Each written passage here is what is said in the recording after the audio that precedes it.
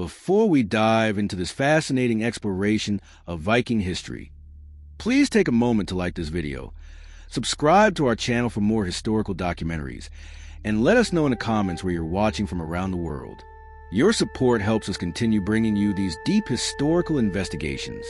The year is 847 AD, and the morning mist rises from the North Sea as longships cut through the dark waters toward the English coast. These vessels carry not just warriors, but an entire economic system that would reshape medieval Europe. Today, we explore one of history's most misunderstood aspects of Viking society: what truly happened to those captured during raids, and how their destinies were determined by complex social structures that went far beyond the battlefield. The popular image of Viking raids often focuses on destruction and chaos, but the historical reality reveals a sophisticated system of capture, evaluation, and integration that was deeply rooted in Norse social hierarchy and economic necessity. Archaeological evidence from sites across Scandinavia, combined with detailed accounts from medieval chronicles, paint a picture of calculated decision-making that determined the futures of thousands of individuals. When Viking longships approached coastal settlements, their primary objective was not random destruction, but strategic acquisition of resources. Among these resources, captured individuals represented significant economic value within Norse society. The fate of these captives was determined through a complex evaluation process that began the moment ships returned to Scandinavian shores. The process started with what Norse sources called a sorting, conducted by experienced warriors who assessed each captured individual based on specific criteria. Age, health, apparent skills, and social background all played crucial roles in determining immediate treatment and long-term prospects. Those deemed valuable for their knowledge of local customs, languages, or specialized crafts often found themselves in very different circumstances than others. Archaeological excavations at major Viking trading centers like Hedeby and Birka have revealed extensive evidence of diverse populations living alongside native Scandinavians. Isotope analysis of skeletal remains shows individuals from Ireland, Scotland, England, and even the Mediterranean integrated into these communities. This physical evidence suggests that capture often led to permanent settlement rather than temporary bondage. The decision-making process regarding captives involved multiple levels of Viking society. Ship captains, local jarls, and community elders all participated in determining individual fates. Women captured during raids often found their destinies shaped by their perceived ability to contribute to household management, textile production, or other essential domestic skills highly valued in Norse society. Young individuals frequently experienced different treatment patterns based on their adaptability potential. Historical sources describe systematic approaches to cultural integration, where captured youth were gradually introduced to Norse customs, language, and religious practices. Many eventually achieved positions of respect within their adoptive communities.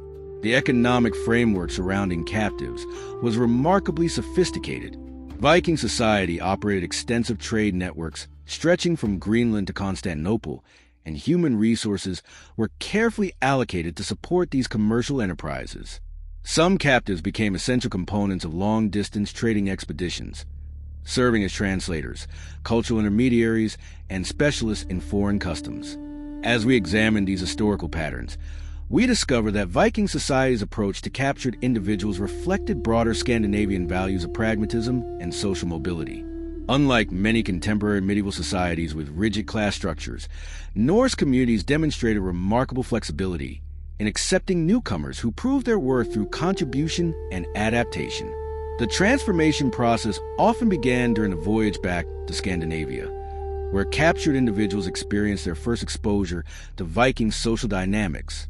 Ship crews operated under strict codes of conduct that governed treatment of all passengers, and archaeological evidence suggests that basic needs were consistently met during these journeys. The longships have returned to the fjords of Norway, and now the complex machinery of Viking society begins processing its newest members. What awaited captured individuals upon reaching Scandinavian shores was not the brutal fate often depicted in popular culture, but rather a sophisticated system of social integration that would fundamentally reshape their identities and opportunities. The initial settlement period proved crucial for determining long-term outcomes. Captured individuals were typically distributed among different households based on community needs and their assessed capabilities.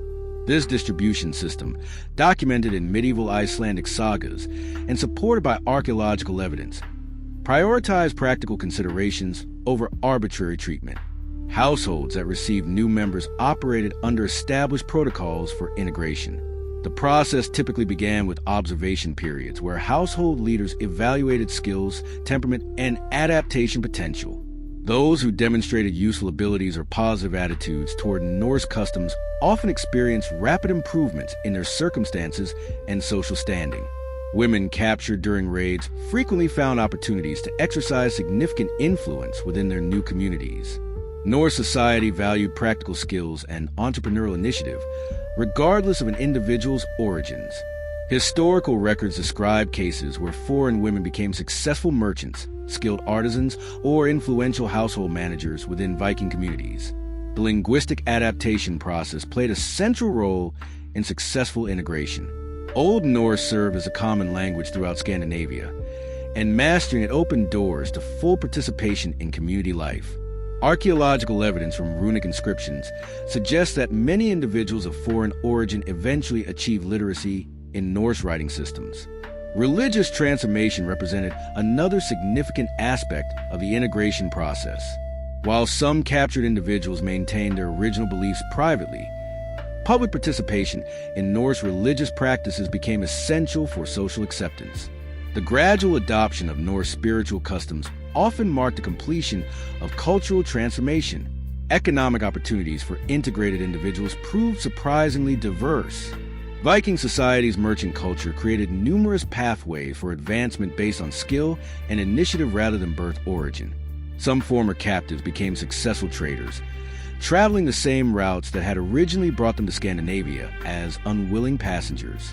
The generational impact of integration becomes evident when examining family structures in Viking-age settlements.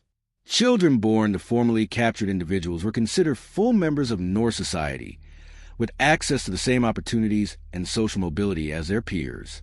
This inclusive approach contributed to the genetic and cultural diversity that characterized medieval Scandinavian populations. Legal protections for integrated individuals developed over time, reflecting their growing importance to community stability. Law codes from various Scandinavian regions include provisions addressing the rights and responsibilities of those who had achieved full community membership regardless of their origins. The success of this integration system is evidenced by the voluntary nature of many later migrations. Historical sources describe individuals choosing to remain in Scandinavian communities, even when opportunities arose to return to their homelands. This pattern suggests that successful integration often created genuine cultural affinity and social belonging. Marriage patterns provide additional insight into integration success. Archaeological and textual evidence shows frequent intermarriage between Norse individuals and those of foreign origin who had achieved community acceptance.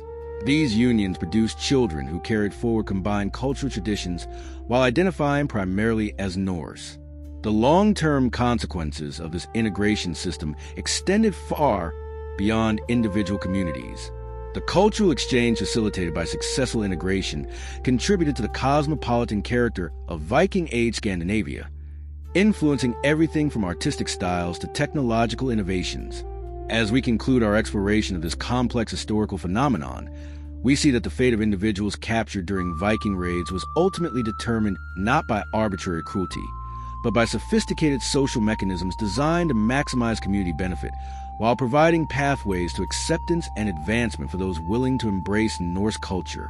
The story of captured individuals in Viking society reveals the remarkable complexity and sophistication of medieval Scandinavian culture. Far from the simple narratives of destruction often associated with Viking raids, the historical evidence shows us a society capable of transforming potential adversaries into valued community members through systematic integration processes. This transformation system contributed significantly to the cultural richness and economic success of Viking-age Scandinavia, demonstrating that even in an era often characterized by conflict, pragmatic societies could develop inclusive approaches that benefited both existing communities and newcomers alike. The legacy of these integration practices can be traced through archaeological evidence across the former Viking world, reminding us that history's most interesting stories often lie in the complex human relationships that develop behind the dramatic events that capture popular imagination.